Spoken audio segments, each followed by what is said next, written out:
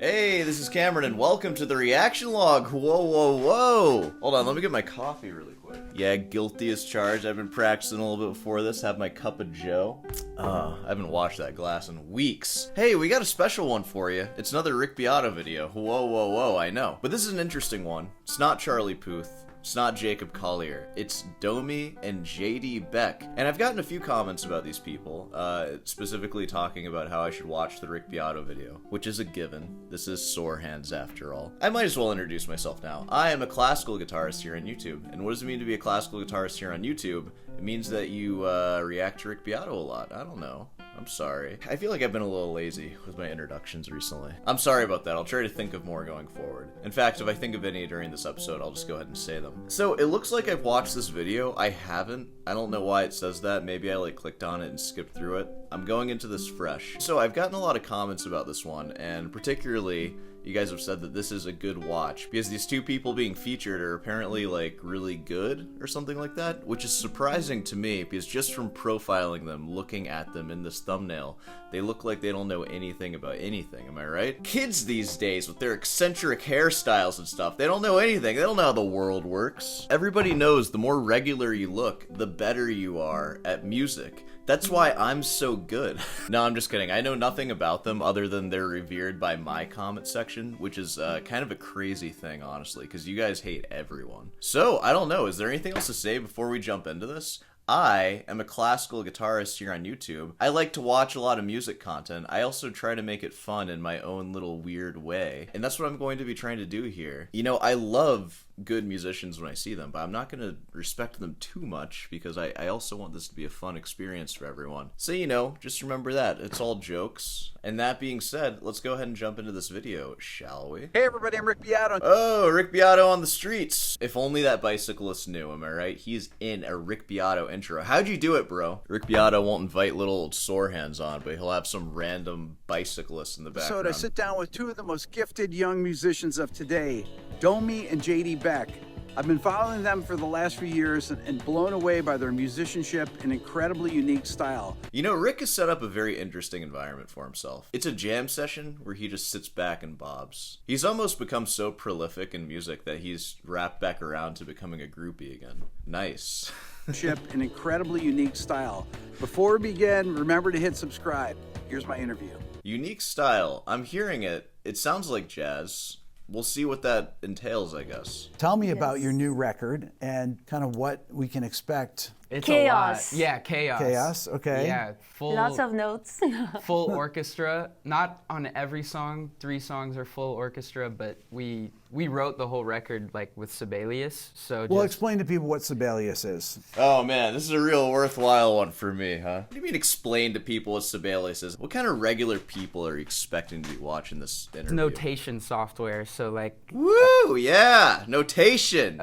You click in. I like them already. What can I say? Look at that. They're playing in the 2-sharp key. I don't know how to read that one, though. I like it when it's no sharps. Also, what are these bottom two? I've never seen those before. I don't like the notes as if it's sheet music, basically.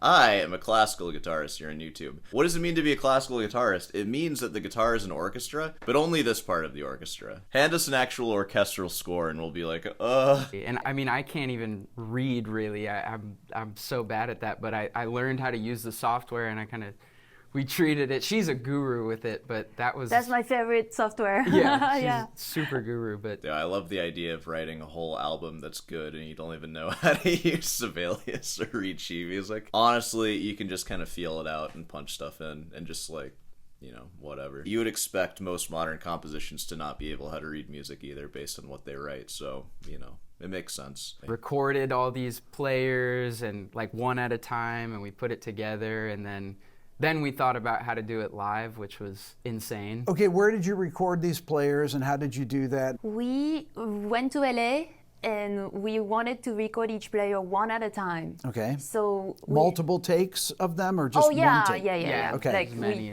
Yeah, you working those union workers. Multiple takes. Yeah, we can fix it in post. I want another take, though. And it started with basically just we use the tuba patch of Sibelius because it's honestly the chords sound really good on it. With Note Performer, we use Note Performer, which is a $10 plugin to have a little better sound, so it's easy. Note Performer. That's such a dehumanizing thing to call someone who plays music. You basically are just a note performer at a certain point. And so it just started with like the tuba, which is like basically chords, like slap bass or something kind of funny. And then progressively we just started adding. So basically the whole score is piccolo, flute, oboe. Oh, I hear the cat out there. I'm sorry. Hold on. Do you want in? Come in if you want to come in. Come on. What? Guess who's home alone today? Just no touching the camera. Daddy's gotta work. Okay, I gotta make fun of these music kids on the internet. Alright. Bass clarinet, contrabassoon, No, bassoon. Sorry, I forgot that one. Flugelhorn, French horn, trombone, bass trombone. Is contrabassoon a real thing? Could you imagine? It's like the size of a building. The contrabassoon is a massive... Oh, heck yeah, it's real. Yeah, boy. Bro, that thing is awesome. It's like a cannon. Holy crap. Dude, I don't smoke tobacco often, but when I do, I smoke it out of a contrabassoon. Yeah, dude. That thing is sick. This thing is giving Brandon Aker a run for his money with the Theorbo. It's gigantic. Don't wrap it up like that. Don't do that. You gotta have it straight. That thing is imposing. Man, I'm glad I saw that. That was worth this video just to find out about that. Brandon, you gotta step it up, bro. You gotta get the Contra Theorbo. It's like 50 feet long. You gotta open a window at the recital hall so the head can stick out. But usually I play the bass, but we just wanted for those like orchestral songs, we wanted that. And it's just, it's fun on Sibelius because you can just add whenever you want, which is... Yeah, it's great, but it makes it a nightmare. And so honestly, every player we had told us it was like some of the hardest music they've ever played. I can imagine. That's indicative of jazzers, I guess. Yeah, it's probably because most of the classical musicians that you hired, they're all used to just playing the same rep over and over again. So now you get a bunch of jazz kids, like, giving them some wacky crap to play for the first time. Mainly that was because of the rhythmic stuff. Like, we got really deep into Steve. Oh yeah, classical musicians hate that. I'm trying to get the most hate possible in this video, I'm sorry. Classical guitarists hate rhythm, I should say that. I mean, Stravinsky is like our biggest influence. Yeah, our biggest influence. Cool. Yeah, I don't know, we just didn't think too much about how they would be able to pull it off. Yeah.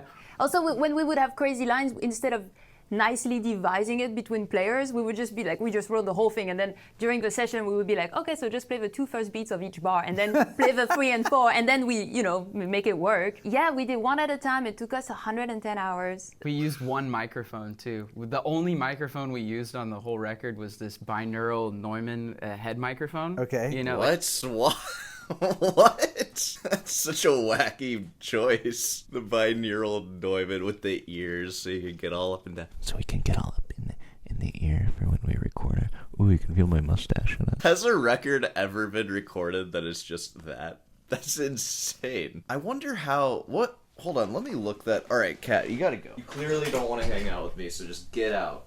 Get out! I need to look that microphone up to possibly buy it and to possibly use it for all of my reaction videos going forward. Would that weird you out if I just had a head right here and I would just kind of like go around it? You can put in your high fidelity headphones and almost hear my mustache scratch against your earlobe. Dude, that's so wacky. Oh my god. I love the head. The head, like, holding it together is insane. Alright, what is this microphone? It's a condenser mic, of course. Frequency range, 20 hertz to 20,000 hertz. I sure hope so. That's the money zone right there. It's a binaural stereo microphone.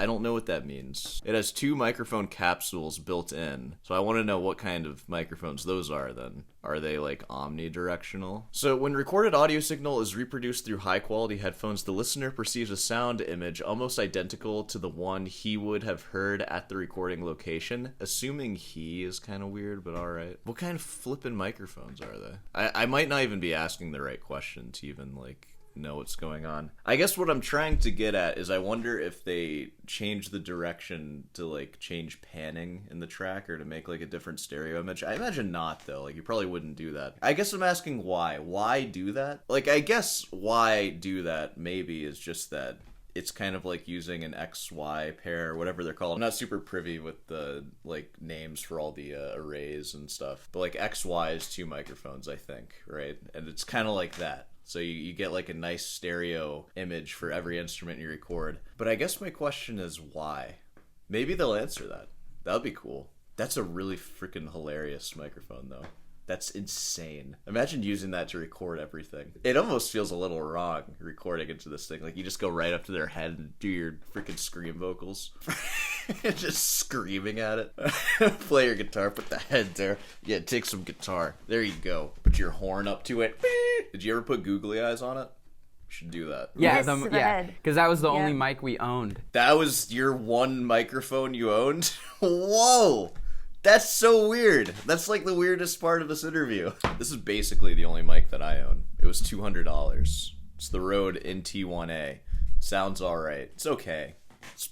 That thing's probably way better than this thing. But man, it's hard to get over the head that I'd have to be talking into. Explain to people what that even is. It's like a mannequin head that it has silicone ears, and the condenser microphones are like in the ear basically, and for some reason the shape of the ear kind of dictates the way it picks up stuff, and it was the only mic we heard that we just put it like in the middle of the room and recorded, and it sounded like exactly like how when we were standing there, and so we were like, okay. It records like a person here. Yes, Yeah, like a human head. Yeah. So we got very excited, and we were like, this is the only microphone we're going to use on the record, except one kick microphone. Yeah, I had a 47 on kick. That's it. Ah, the truth comes out. All right, we'll forgive The him. vocals are on that, all the orchestra is on that, all the drums, and you know what? We regret it. Oh yeah, super Big regret time. it. Yeah, like, what?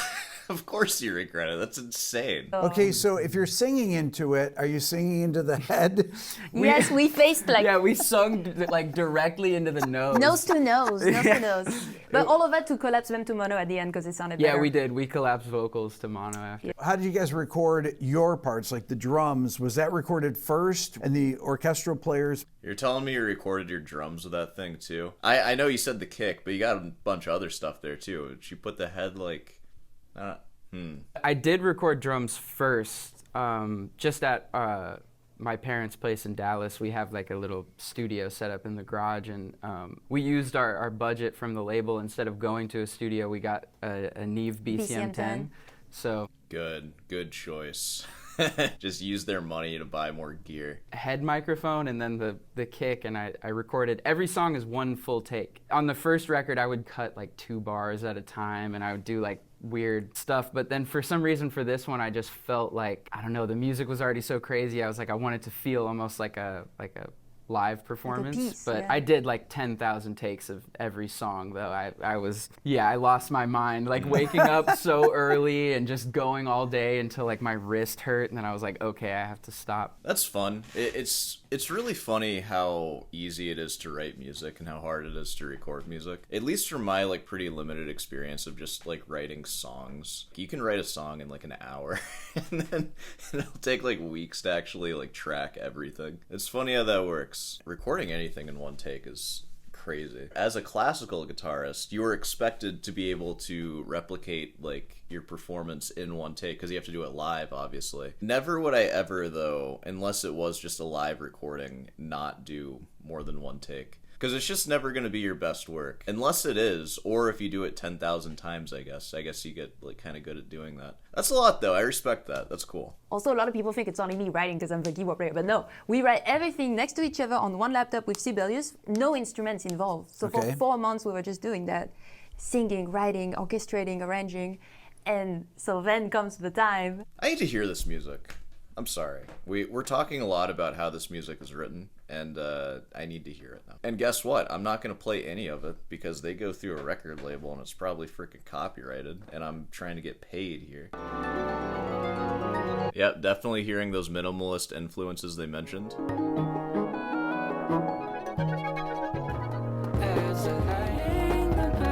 Oh wow, it sounds like very academic music that I have to listen for in a class, and then Justin Bieber comes in halfway through. Interesting. You don't hear that kind of vocal performance in this kind of music, typically. You hear people that sounded like they studied opera, and you know what? It sounds cool. I like it. The mix is interesting. I mean, I'm sure it's also like the processing, but it feels very like, what's the word? Like, I'm not hearing that much high end. It could be my crappy headphones, too. Let me get some references going on.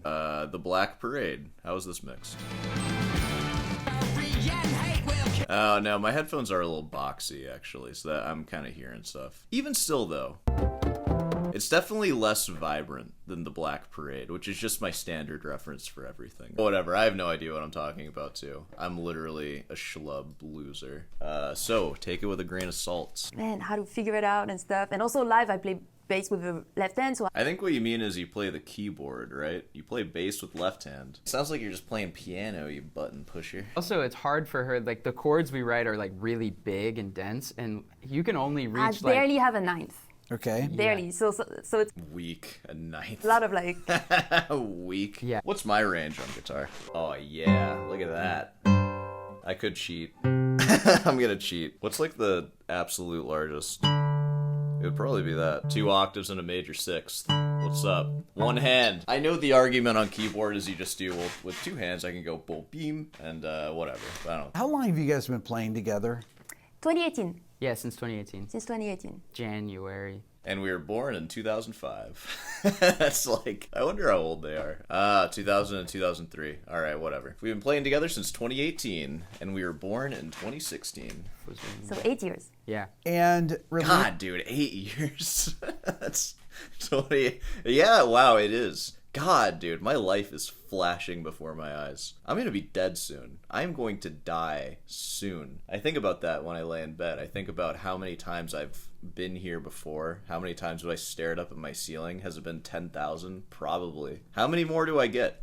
Sometimes it feels like my life is a dream, and the only thing that's real is me staring up at my ceiling and being like, whoa, here again. Where did that day go? It was like a dream, just like a 2-minute dream that I barely remember. And every time I look at my hands, they just look a little older, just a little more wrinkles. I see them wrinkling like before my eyes. And every time I find myself in bed again, it always gets harder to get out. It just gets a little harder. I just imagine one day I'm just not going to be able to get out anymore. And I'm just going to turn to dust on my pillow. And that you have coming out is on Blue Note, right? Yes. Hey, that being said, my next release is going to be on Brown Note. And with that, I think we can conclude this portion of the interview. We're going to keep watching this one because it's pretty interesting, actually. I didn't think there would be as much to talk about as I found, but there is, lo and behold, right? So we're going to keep doing this one.